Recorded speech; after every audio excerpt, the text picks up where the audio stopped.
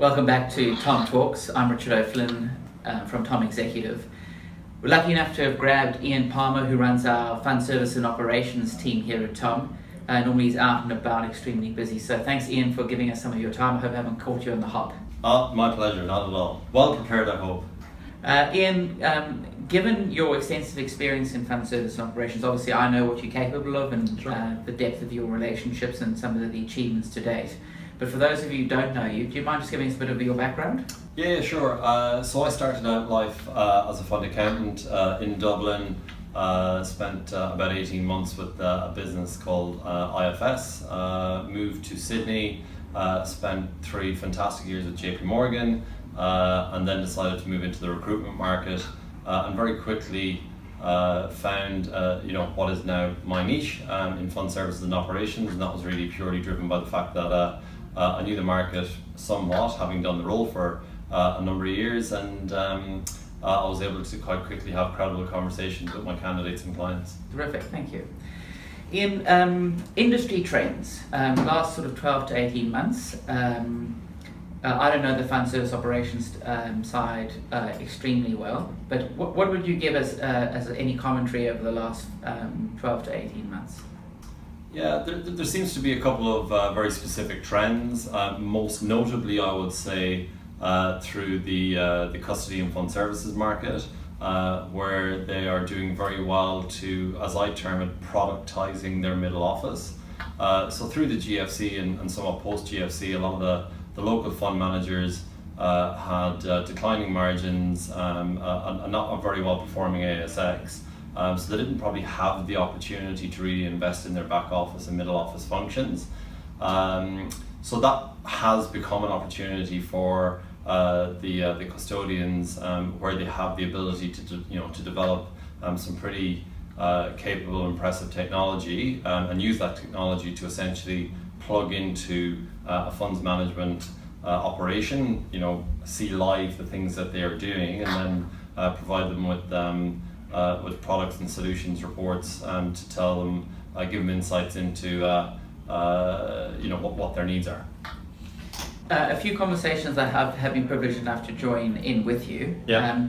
Offshoring obviously has had some sort of impact on the local landscape. Yep. Do you mind giving us a bit of background and some commentary on that? Yeah. So I would say, and this very generally, it kind of educated guess from when I first entered the market in Sydney as a recruiter focusing on fund services and operations.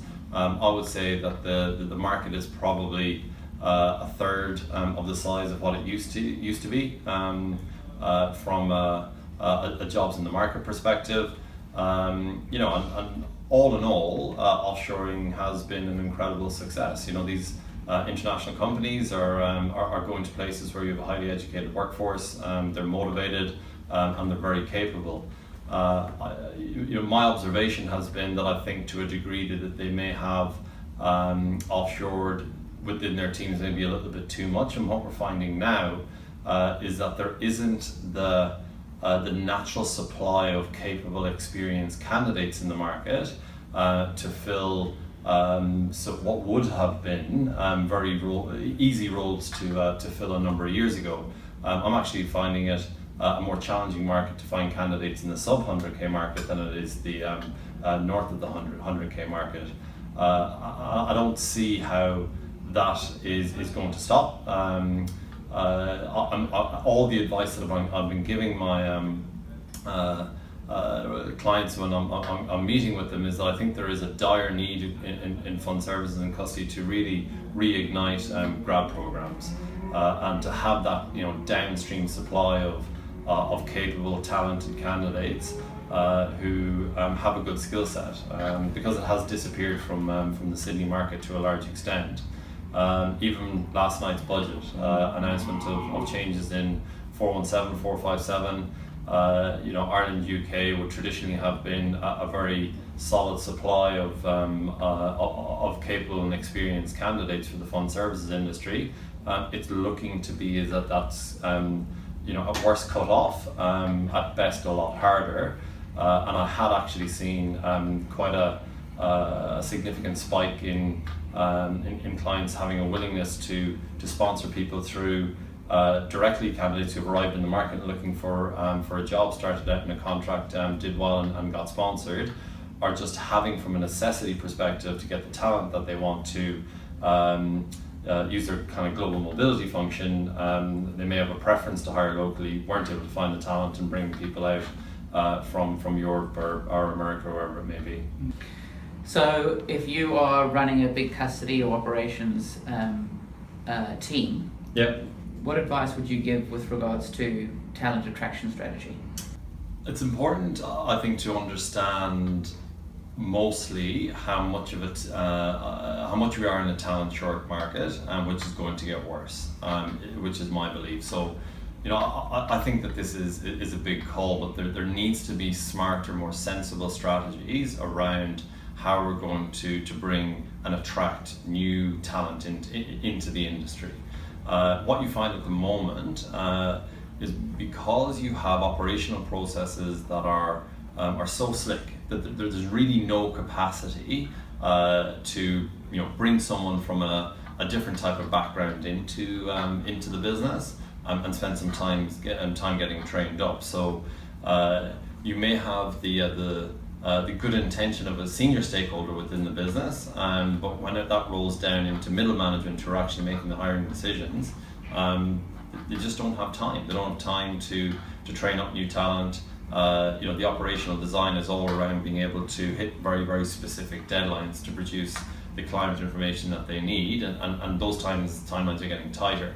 But there must be a way to kind of nurture talent through the industry of finding candidates from capable candidates from alternative backgrounds, and senior manager and providing the the training, the scope, and the intention, and the will to hire those types of candidates, and people who are running teams in the thick of it, trying to hit deadlines, just being given a little bit more capacity, understanding, I suppose, to train up new people, because if those type of things aren't achieved, what are you going to get to? You're going to get to, I need a tax manager who knows exactly how to do this role. My only option is to go pay them 25 grand from a competitor, and there's probably 12 of those candidates in the market right now, and that's the way it's going. Right, okay. Ian, thanks very much for being on Tom Talks. It's always great to catch up with you, and I really love the way you look at the businesses that you recruit with, and also some of obviously the in-depth insights from a talent pooling point of view as well. So thanks very much for being with us. No problem at all, my pleasure. And just to finish, I guess this is something that I'm very passionate about, and if there's any of my clients who are viewing this and want to have a conversation about it, I'll be delighted to sit down and share them a coffee. Terrific. That's it from Tom Talks. Thanks very much for tuning in again, and we'll see you next time with a further update somewhere special. Cheerio. Bye-bye.